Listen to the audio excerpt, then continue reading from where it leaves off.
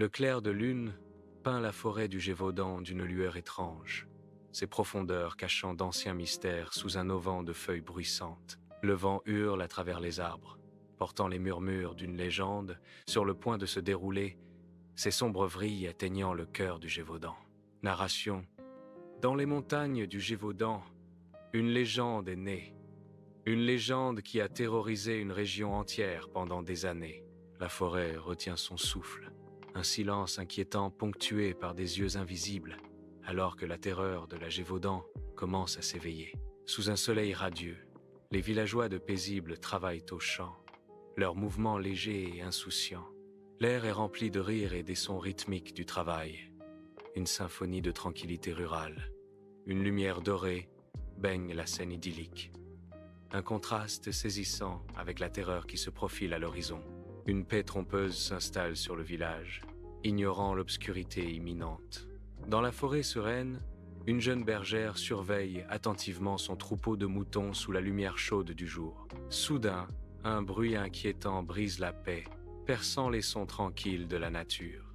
Elle se retourne, les yeux écarquillés par une peur croissante, alors qu'elle tente de localiser la source de la perturbation. Son souffle se coupe alors qu'une ombre gigantesque commence à obscurcir la forêt, s'étendant de façon menaçante entre les arbres anciens. Une vague de terreur pure la submerge, alors que la forme massive se révèle. Une menace inimaginable se profile. Une vague de panique balaie le village alors que les villageois se rassemblent, leurs visages empreints d'incrédulité et d'horreur. La bergère est immobile, un témoignage frappant d'une violence invisible, sa vie paisible brutalement terminée. Les cris et les lamentations résonnent dans les rues étroites, chaque gémissement étant une expression brute de chagrin et de crainte croissante. La peur s'enracine, se répandant comme une ombre glaciale, alors que les villageois font face à la sombre réalité de leur nouvelle vulnérabilité. À l'intérieur de l'église, le prêtre tente de réconforter les villageois. Mais la peur plane, aussi palpable que le parfum de l'encens. Une faible lumière traverse les vitraux, peignant le sol en pierres d'ombre longues et menaçantes, chaque scintillement amplifiant l'anxiété. Les villageois serrent des chapelets, leur visage empreint d'inquiétude tandis que le prêtre parle de châtiment divin. Il parle de châtiment divin et exhorte les villageois à prier, ces mots résonnant dans l'espace caverneux. Leurs yeux reflètent une supplication désespérée de salut, un espoir collectif contre l'obscurité envahissante. Dans la forêt, les chasseurs et les soldats se rassemblent, leurs visages empreints d'une sombre détermination pour la chasse.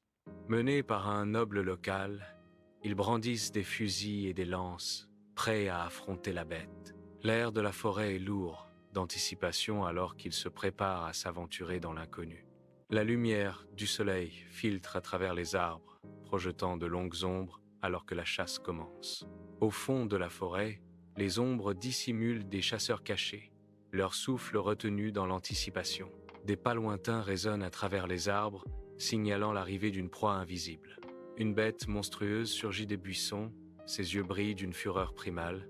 La forêt éclate dans le chaos, alors que la bête déclenche une attaque féroce. Les chasseurs se dispersent, leur embuscade soigneusement préparée se transformant en une lutte désespérée pour la survie. L'air nocturne se remplit de rugissements et de cris au milieu de la lutte brutale. À l'intérieur de la taverne bondée, des survivants blessés cherchent refuge, leurs visages marqués par le traumatisme et la perte. Les murmures des rumeurs tourbillonnent comme de la fumée, emplissant l'air de peur et d'incertitude. Chaque survivant porte le poids du raid, leur silence aussi fort que leur chagrin inexprimé. La taverne, un sanctuaire temporaire, vibre de l'anxiété collective de ceux qui ont échappé à la nuit. Poussés par le désespoir, les villageois armés de fourches se rassemblent à l'orée de la forêt, leurs visages sombres. La lumière du soleil filtre à travers les arbres, projetant de longues ombres alors qu'ils s'aventurent dans l'inconnu. Les haches brillent de façon menaçante, reflétant le désir ard de vengeance des villageois. La forêt se tait, à l'exception des pas déterminés des villageois. Chaque villageois porte une torche, fendant la forêt, et rayonnant une aura de colère. Au cœur de la nuit, une famille barricade frénétiquement sa maison. Leurs visages sont des masques de peur brute, Les cris des enfants résonnent dans la maison, leur petit corps tremblant d'une terreur indicible. La mère serre son crucifix, ses jointures blanches alors qu'elle prie pour un miracle.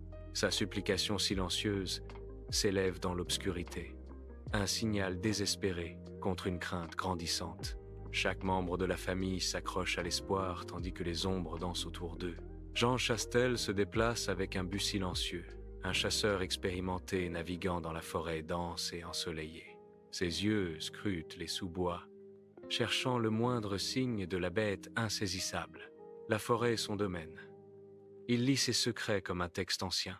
Chaque pas est mesuré, chaque sens en alerte, alors qu'il anticipe la confrontation à venir. Un éclat d'acier reflète la lumière du soleil, alors qu'il se prépare pour la chasse. À l'intérieur de la cabane de Jean Chastel, l'air est lourd d'anticipation alors que la nuit s'épaissit.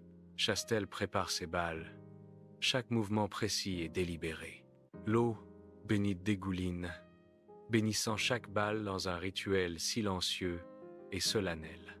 Une prière murmurée s'échappe de ses lèvres, une supplication pour l'aide divine dans l'obscurité à venir. Son visage, empreint de détermination, reflète la gravité de la tâche à accomplir. La lumière du soleil filtre à travers la canopée dense alors que Chastel entre dans la forêt, ses sens en alerte maximale. Une forme monstrueuse émerge des ombres, sa taille surpassant celle des arbres environnants. Les dents pointues brillent et les griffes acérées s'étendent, prêtes à frapper. Chastel renforce sa détermination, se préparant à affronter la bête terrifiante. Le duel commence, une bataille de courage contre une puissance écrasante au cœur de la forêt ancienne. Au cœur de la forêt, Chastel tire, le son résonnant à travers les arbres. La bête monstrueuse s'effondre, son immense forme s'écrasant sur le sol. Une vague de soulagement submerge les villageois qui regardent. Ils se précipitent, l'incrédulité gravée sur leurs visages. L'air de la forêt, autrefois lourd de peur, vibre désormais d'un espoir prudent. La bête gît immobile sur la place du village, sa forme massive contrastant fortement avec la vie quotidienne qui l'entoure. Les villageois s'approchent avec prudence, leur visage mêlant fascination et crainte persistante. Les enfants regardent par derrière les jambes de leurs parents, les yeux écarquillés devant le monstre tombé. Un souffle collectif flotte dans l'air. Est-ce vraiment la fin de la terreur qui a étreint leur village? L'espoir luit dans leurs yeux, fragiles mais résiliés, alors qu'ils commencent à imaginer un avenir sans peur.